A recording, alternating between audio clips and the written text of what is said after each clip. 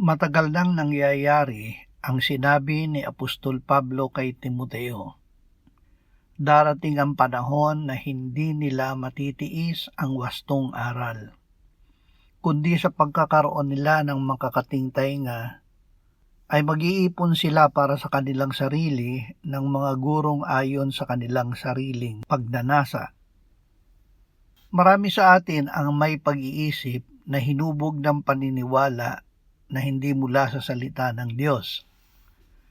Sa relihiyosong pakiramdam nila, napakataas ng Diyos kaya't hindi natin kayang malaman kung ano ang kanyang kalooban at iniisip.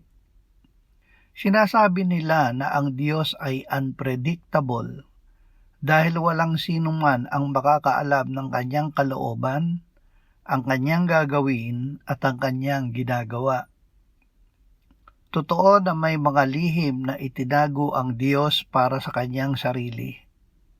Sinasabi ng salita ng Diyos, ang mga bagay na lihim ay para sa Panginoon nating Diyos. Ngunit ito ay may karugtong. Ngunit ang mga bagay na hayag ay para sa atin at sa ating mga anak magpakailanman, upang ating magawa ang lahat ng mga salita ng kautusang ito.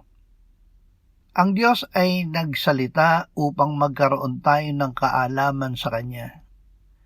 Hindi ito basta kaalaman mula sa pag-aaral sa paaralan, kundi pagkakilala sa Kanya na ang bunga ay buhay na walang hanggan. Sinabi ng Panginoong Hesus sa Ama, ito ang buhay na walang hanggan, na ikaw ay makilala nila na iisang Diyos na tunay at si Jesucristo na iyong sinugo. Likas sa Diyos na ipahayag ang kanyang sarili para hindi tayo manghula, kundi magkaroon ng katiyakan kung sino siya, ano ang kalooban niya, at ang gagawin at ginagawa niya. Ginagawa niya ito upang lumikha at magbigay ng buhay. Sa simula ay ang salita at ang salita ay kasama ng Diyos at ang salita ay Diyos. Sa simula ay kasama na siya ng Diyos. Lahat ng mga bagay ay ginawa sa pamamagitan niya, at kung wala siya ay hindi nagawa ang anumang bagay na ginawa. Nasa kanya ang buhay at ang buhay ay siyang ilaw ng mga tao. Ang ilaw ay lumiliwanag sa kadiliman at ito'y hindi nagapi ng kadiliman. At naging tao ang salita at tumahang kasama namin, at nakita namin ang kanyang kaluwalhatian gaya ng sa tanging anak ng Ama, puspos ng biyaya at katotohanan. Sa paghahayag na ito ng Diyos ay ipinahayag niya ang kalikasan natin nung hindi pa natin siya nakikilala.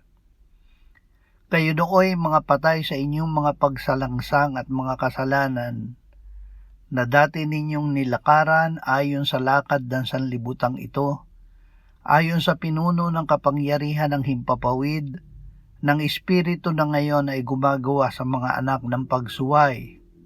Tayong lahat ay dating nabuhay sa gitna ng mga ito, sa mga pagnanasa ng laman na ating ginagawa ang mga nais ng laman at ng pag-iisip, at tayo nooy katutubong mga anak ng kapuotan, gaya naman ng mga iba.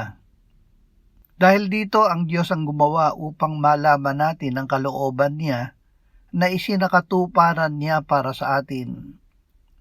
Ngunit ang Diyos palibhas ay mayaman sa awa dahil sa kanyang malaking pag-ibig sa atin, maging noong tayo'y mga patay sa pamamagitan ng ating mga pagsuway, binuhay niya tayo kay Kristo. Sa pamamagitan ng biyaya kayo'y naligtas, at tayo'y muling binuhay na kasama niya at pinaupong kasama niya sa sangkalangitan kay Kristo Jesus upang kanyang maipakita sa mga panahong darating ang di masukat na kayamanan ng kanyang biyaya sa kagandahang loob sa atin sa pamamagitan ni Kristo Jesus.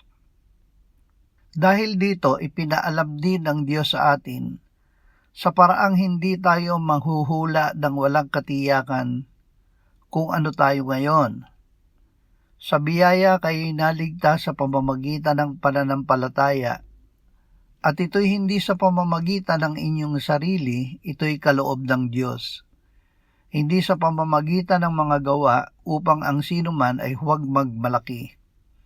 Sapagkat tayo'y kanyang pinakamahusay na gawa na nilalang kay Kristo Jesus para sa mabubuting gawa na inihanda ng Diyos ng una pa upang siya nating lakaran. Dahil ito ay ipinahayag ng Diyos, ito ay para sa atin. Hindi ito mauunawaan ng isip ng ating laman, kundi sa pamamagitan ni Jesus ang buhay na salita ng Diyos.